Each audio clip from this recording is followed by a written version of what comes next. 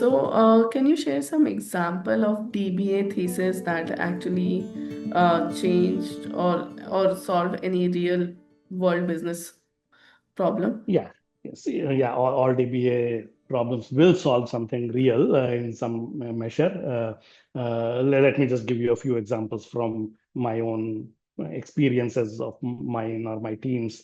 So there is this one person who recently finished DBA in AI, and he built a AI machine learning framework to detect Alzheimer's.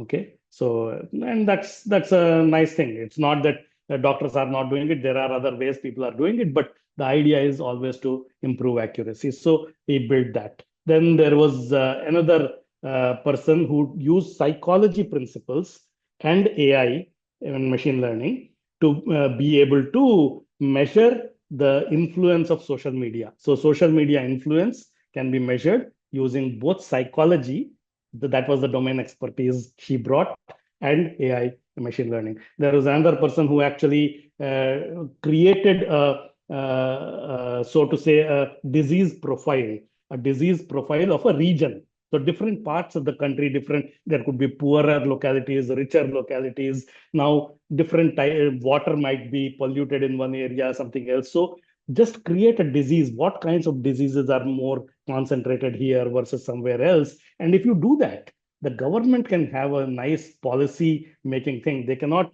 now come up with one size fits all kind of a thing. They will be able to create policies better.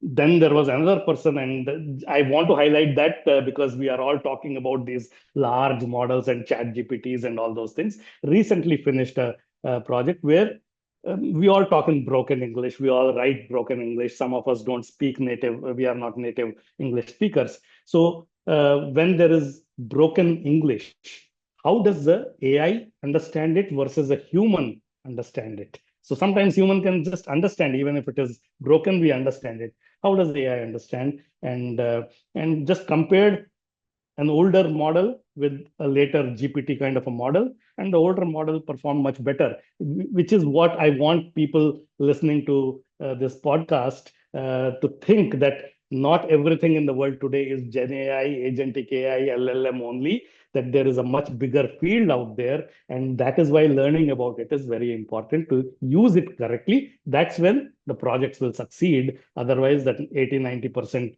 failure of the projects is not surprising to me right now.